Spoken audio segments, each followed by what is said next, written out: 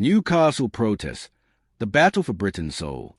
Right, before we dive into this absolute powder keg of British politics, smash that subscribe button because what I'm about to show you reveals just how fractured our nation has become. Trust me, you won't want to miss what comes next. Newcastle city centre became a battlefield this weekend, and I don't use that term lightly. What we witnessed on Saturday wasn't just another protest. It was a crystallization of the deep, festering divisions that are tearing Britain apart at the seams. Two sides, diametrically opposed, facing off in the symbolic heart of Brexit country, with riot police forming human barriers between competing visions of what Britain should be. Let's start with what actually happened, because the optics alone should terrify anyone who cares about social cohesion. UKIP supporters marched through Newcastle demanding mass deportations. Yes, you heard that correctly, mass deportations. Meanwhile, counter-protesters gathered with placards reading "Newcastle welcomes refugees" and "Stop the far right." The irony wasn't lost on anyone paying attention. This is Brexit heartland, where working-class communities voted overwhelmingly to leave the European Union, now witnessing the most visceral manifestation of post-Brexit Britain's identity crisis. Claire from New Begin summed up the anti-immigration sentiment with brutal clarity. Britain was built on legal immigration, but this illegal immigration is just ruining it. Britain used to be great. We ain't great no more. We are a county on its knees. There's something genuinely chilling about hearing ordinary British citizens speak with such desperation about their own country. This isn't just political posturing. This is existential fear made manifest. But here's where it gets interesting and deeply concerning. Debbie traveled from Chorley, near Preston, specifically to demand mass deportations and a new government. Think about that for a moment. People are traveling hundreds of miles to participate in protests calling for the forcible removal of human beings from British soil. This isn't localized discontent. This is organized, coordinated political action with frightening implications. The counter-protesters weren't having any of it. Mark from Fight Racism, Fight Imperialism declared they were there to tell anti-migration protesters they are not welcome here, while simultaneously claiming to build solidarity rather than division.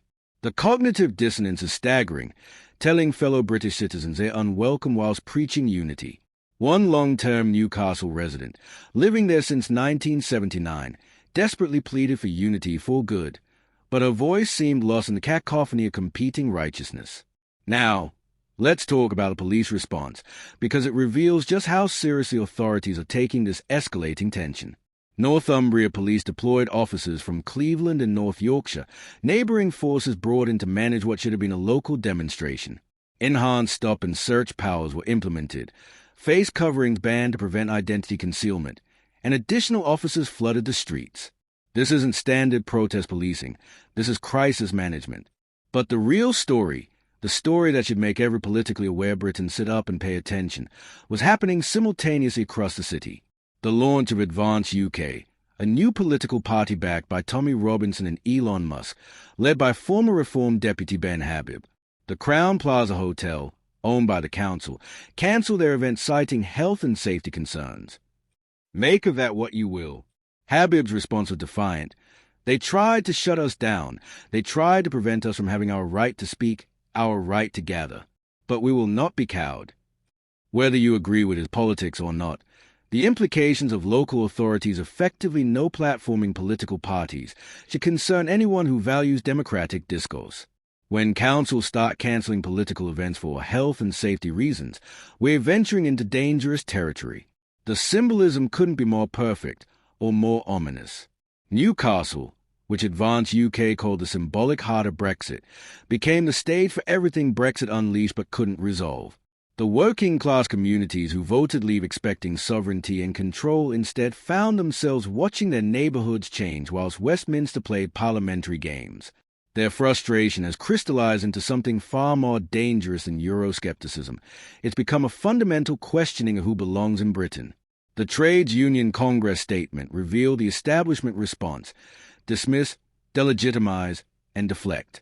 They accuse the protesters of trying to turn worker against worker and dismantle unions, completely missing the point that these are workers, British workers, expressing genuine concerns about their communities and futures.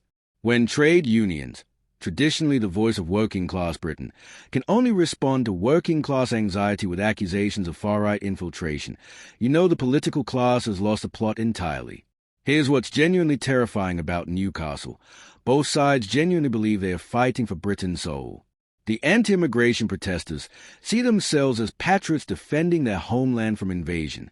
The counter-protesters see themselves as guardians of British values against fascism. Neither side recognizes the legitimacy of the other's concerns, and both sides are absolutely convinced of their moral superiority. This isn't just about immigration, though immigration is the flashpoint. This is about two incompatible visions of British identity colliding in real time. One vision sees Britain as a nation-state with borders, culture, and the right to determine who belongs. The other sees Britain as a post-national space defined by universal values rather than particular identity. These worldviews cannot coexist peacefully, and Newcastle proved it. The police presence tells you everything you need to know about where we're heading. When peaceful political demonstrations require riot police from multiple counties, when face coverings need to be banned, when stop and search powers must be enhanced, you're not dealing with normal democratic discourse anymore.